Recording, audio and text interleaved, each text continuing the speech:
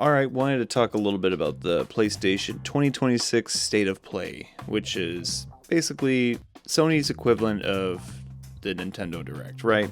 Showcasing new games coming to the PlayStation 5. And I don't have a PS5. I've never owned it, and I honestly haven't been wanting one because I haven't had a reason for it. I grew up with PlayStation games, just along there with Nintendo games. Played the games like Sly Cooper, Ratchet and Clank, Jak and Daxter, and then I moved on to other games like Uncharted, Last of Us, Witcher 3, other more mature games, right?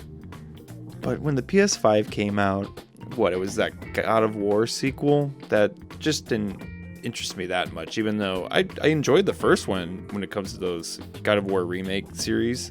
And we'll get into God of War, of course, if you don't know already. There's a new God of War game coming out.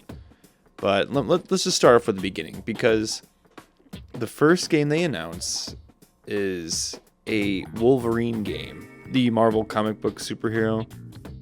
Immense amount of gore for the sake of having a lot of gore. And I found the dialogue to just be cringy. I rolled my eyes, honestly. Not for me, but mostly just because I just think there's such an oversaturation of superhero content, right?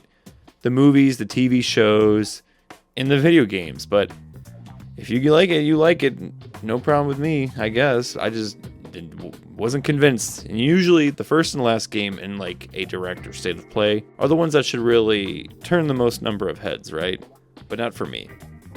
Followed up by Wolverine, we immediately get another Marvel-based game called Marvel Tokon Fighting Souls, a traditional side-scrolling fighting game. You know, Street Fighter, Mortal Kombat, maybe. You get the gist. But, gee, that was also a rough trailer because I found the voice acting. It was pretty cringe. I'm not gonna lie, but yeah. So 2 Marvel back-to-back games, licensed characters on the PlayStation 5. Great, but what else do you got? Do you have anything new? Anything exciting? Anything that might catch my attention that's not a first-person shooter or any kind of game like that? Well, they decided to remake Rayman Legends, which was a great game back in 2014, 2013 maybe. It's been over 10 years since Rayman Legends came out. And it was great. I remember it being a hit on the Wii U, which takes a lot, right? But they decided to remake it in more of a 3D style, and I was just thinking to myself, why? Why not just make a new Rayman game? Or is it just easier to use what you had and just put a fresh coat of paint on it? It looks great, but I just don't get that. Why remake a game like that? Rayman can easily just have another installment where it has these kinds of graphics, but it's different. Subtly, even. We're not asking for much when it comes to Rayman, I guess. After the Rayman game was the only game that really drew my attention, and that was the prequel to Dave the Diver. I played Dave the Diver last year, and I was surprised by how much I liked it. I put about 10 to 15 hours into it, which was way more than I was expecting for a game like that. But the one issue I had with Dave the Diver was the abundance of content, and by content I mean half the game at one point was you go do deep sea diving exploration, followed up by running a sushi bar, which cool until it got kind of tedious, and then it got tedious once they implemented more things like farming. There was other things in Dave the Diver that I was just like, okay, there's too much things to do. I just want to go back to diving and running a sushi bar. So, new game. New art style. It looks more three-dimensional, which, sweet. Looking forward to that. But it is being created for the PlayStation 5 exclusively. I'm telling you guys, I am not paying $900 for a PS5 Pro to run Dave the Diver. Okay? So, they can have it. It's fine. Let's see what else they had. There was a new Tomb Raider game. Well, not new. It's a remake of the original. It's the original of Lara Croft's first adventure. It looks cool. It has a lot of dinosaurs.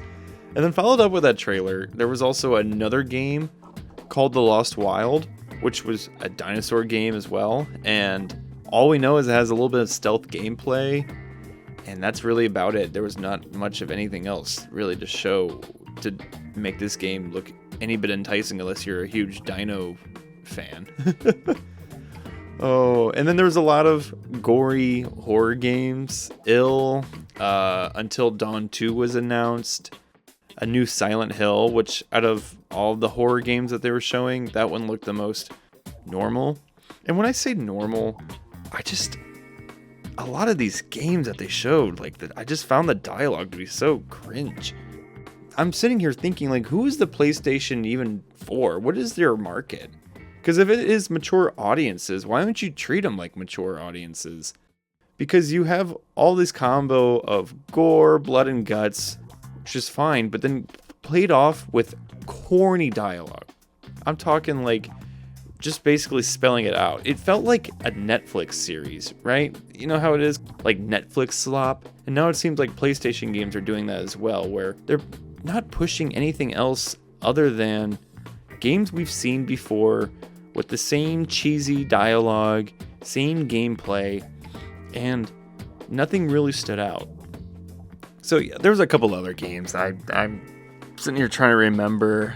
It was like a dogfighting game, Ace Combat, I believe. A remake of Dynasty Warriors. Nothing really that stood out to me. That brings me to the final reveal, and this is where I was really done. I turned it off because it was God of War Lofe. And now Lofe is, in Norse mythology, the mother of Loki. And if you guys know, the Loki is Kratos' son, Atreides. God, I haven't played that game in years now. It's been over 10 years. But yeah, so continuing off of that, Lofi apparently died, but comes back to life in this spin-off of the new God of War series. And immediately, the one thing that pisses me off so much about these games, and when I say these games, like AAA Studio, is why do we have to have the main character talk to themselves? Because she immediately does that. It's like, does it need to be done? I remember how bad it was in Horizon Zero Dawn. Aloy was always talking to herself. If you absolutely need to have dialogue or the main character to say what they're doing to really engage gamers, why don't you do it in the way that the Batman Arkham Asylum games did, where it kind of established that the character is thinking and you're just hearing their thoughts, because that's what happens in that game. But regardless, this other thing about this game is it always has to have some witty side character. And the old PlayStation God of War games, I'm talking PS2, PS3 era, Kratos was always just some badass, took everything seriously, and the game was epic. But then when they remade this series, there's a little bit more comedy, which I guess is fine. Kratos will remain the same, but now that Kratos is gone, you don't have the balance. So now I have nothing else to think, but other than that, this game's a little goofy. If it's playing it as if it is like one of those Marvel movies where you can be serious, but then you immediately have to balance it out with comedy. Because for instance, at the beginning, Lofe sees this weird mythological creature that's bumbling around. You're like, okay, why is that there? And then followed up with basically the beginning of Shrek, when you see all these these mythological creatures being captured. It reminds me of in Shrek 1. But yeah, and then she's just talking to herself the entire time, saying things that, what is the point? We can see what's going on. We don't need to hear it. And then the other thing that pissed me off so much, why does this trailer, they introduced this trailer as, here's 20 minutes of raw gameplay footage.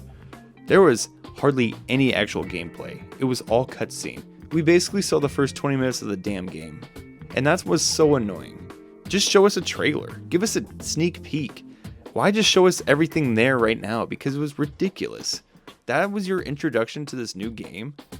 And that was your big reveal this year.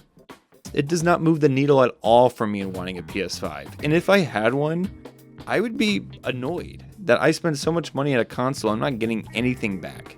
Except, Astrobot? I guess Astrobot would be the only game I'd be like, sweet, PlayStation actually did something new and different.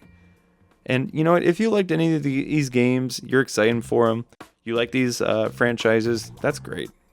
Go off. Have fun.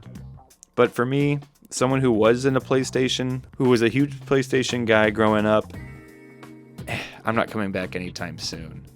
And with the news, of course, that PlayStation is not going to port some of their IPs over to PC, they can keep them because I don't want them. None of them look good. I'll play other games. That's fine. So we'll see what happens with Summerfest happening this weekend. If there's anything noteworthy, maybe I'll talk about it then.